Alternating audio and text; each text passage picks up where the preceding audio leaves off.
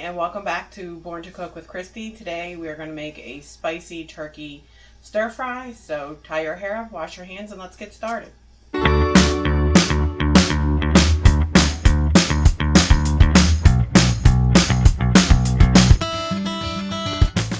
Okay, so first I'm starting with making the rice. By the time the rice is done, the entire meal is done. So it's 3 cups of boiling water and then 2 cups of jasmine rice.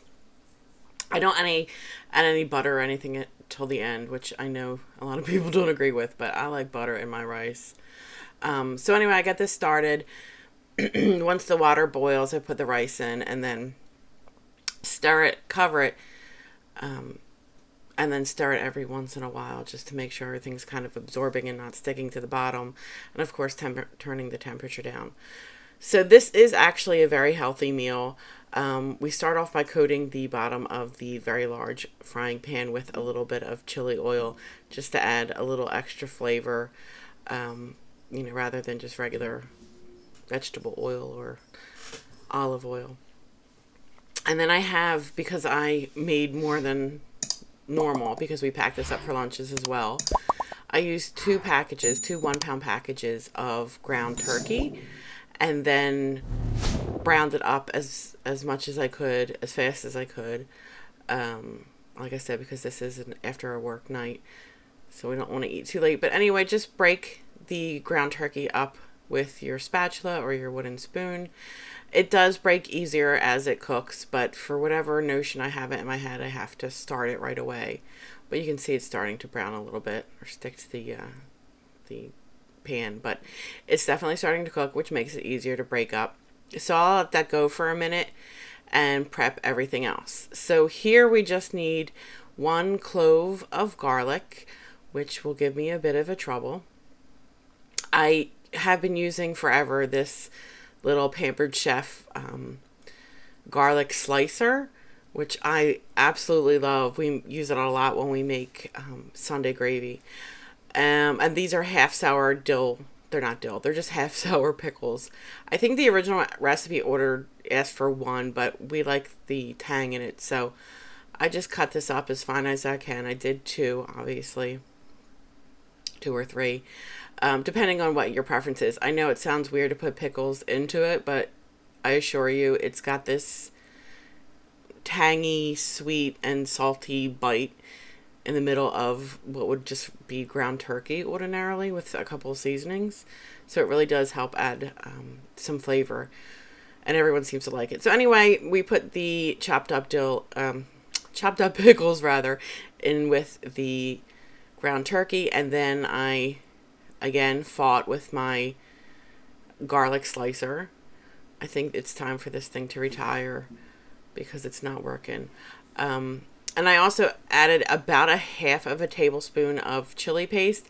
You can go a little deeper if you like it spicy. This was, Joe, would you say it was just a little spicy or not too much? Not too much. Yeah, not too much. But it depends on if people really like it spicy or not. Joe likes things a little bit spicier than I do. I don't want my nose to run. But this is kind of met in the middle of the road, I would say. Well, you know it's spicy if your nose runs. That's what makes it good. I know, but then you can't taste it. There's no enjoyment in that. Well, Italians can taste it even though it's spicy. I must skip that gene, I guess. So anyway, just stir it all up and incorporate it in really well. Just make sure that you keep an eye on the garlic because it does burn if you let it. And there's very little oil in this pan, so you can see the turkey really absorbed it, and it's pretty much dry. So here we've let this cook for a little bit, and then I made a slurry, which was a cup of chicken broth, and then a teaspoon or 2 of cornstarch, a teaspoon or 2, depending on your preference. I used amino acids and not soy sauce just to get a healthier version. And then I did a tablespoon of rice vinegar, mixed it all together and poured it over, and it's pretty much done. You're just gonna let that simmer for a little bit, just so that you know that the turkey's all cooked through and the pickles have come to a heat. Give it a nice stir, and in the final step you're going to get even healthier with some frozen string beans. I don't think I could find, in the vegetable aisle, I couldn't find the fresh, so I just picked up frozen. I couldn't be bothered with searching. So anyway, just cook that a little bit further, maybe about 5-10 minutes to get the string beans warmed through and hot. Not even warmed through, hot. You want them hot. Yeah, you don't want to cook too long because then they get too soggy. They get mushy. And then Joe coughs. I swear to you, it's not Corona. He just choked on his own spit. Sorry. Anyway, stir it in. Make sure that the string beans get nice and hot. There was Paris. Daddy was in trouble. She got worried. And then serve it over your jasmine rice. And you can see I added butter to it because that's what fat girls do. We add butter to everything. Right, Paris?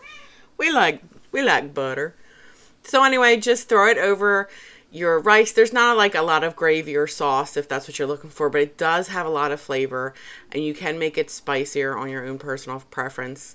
And then this lasted us because it was quite a bit. We had that for dinner that night, and then lunch the next day for Joe and I and one of my coworkers, and I think there was still some even left over for the following day's lunch. So if you like it, don't forget to hit the subscribe button or the like bell, and we will definitely be making more. What's wrong, Paris?